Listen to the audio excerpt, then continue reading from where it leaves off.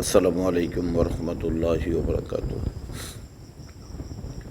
প্রিয় মুমিন মুসলমান ভাই ও বোনেরা, আসুন আমরা সবাই মিলে ঐক্য হই, আমাদের পরিবারকে আমরা সৌন্দর্য করি, আমাদের পরিবারকে আমরা একটা জান্নাতের টুকরা বানাই।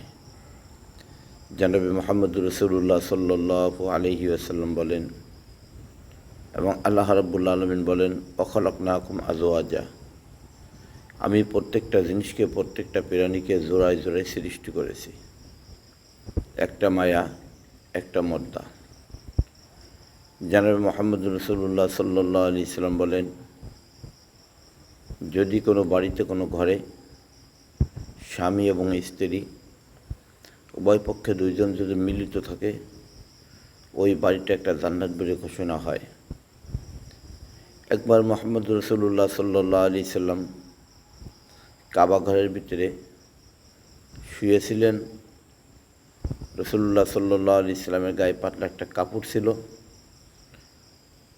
প্রচণ্ড গরম, যেই গরমের মুহূর্তে রাসূলুল্লাহ সাল্লাল্লাহু আলাইহি সাল্লামের গা থেকে ঘামগুলো টপ টপ করে পড়তেছিল।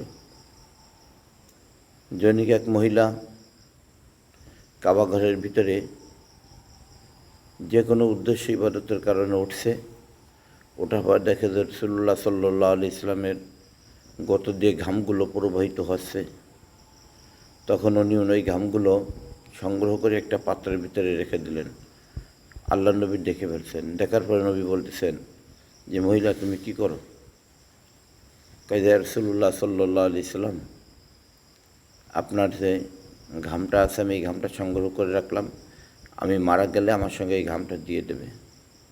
আল্লাহ নবী বললেন, মহিলা তুমি শোনো, তোমার কি স্বামী জীবিত আছে? বলে, হ্যাঁ স্বামী আছে। বলে, আমার এই ঘামের চাইতে তোমার স্বামীকে যদি তুমি খেদমত করো, তোমার স্বামীকে যদি তুমি খুশি রাখো, তোমার স্বামীর মুখে যদি তুমি একবার হাসি ফুটাই দিতে পারো, আমার এই ঘামের চাইতে বেশি রকমের উত্তম হবে। এবং তোমার এই কবরের ভিতরে কখনো গজবের ফেরেশতারা প্রবেশ করবে না স্বামীর মুখের হাসির কারণে। তাই আমরা যারা মহিলারা রয়েছে জীবিত, আমাদের মা বোনেরা রয়েছেন, যার যার স্বামী জীবিত আছে তার স্বামীকে আপনারা মুখে হাসি ফুটান, আপনার কবরের গোড়াচাপ বন্ধ হয়ে যাবে। তাই আমরা অতি সত্বর আমাদের যার স্বামী আছে, আমরা স্বামীকে রাজি খুশি করার নিয়ত করে যত যা কিছু আছে আমরা সব কিছু করার জন্য চেষ্টা করব ইনশাআল্লাহ। আল্লাহ তৌফিক দিক, ওমা তৌফিকি ইল্লা বিল্লাহ।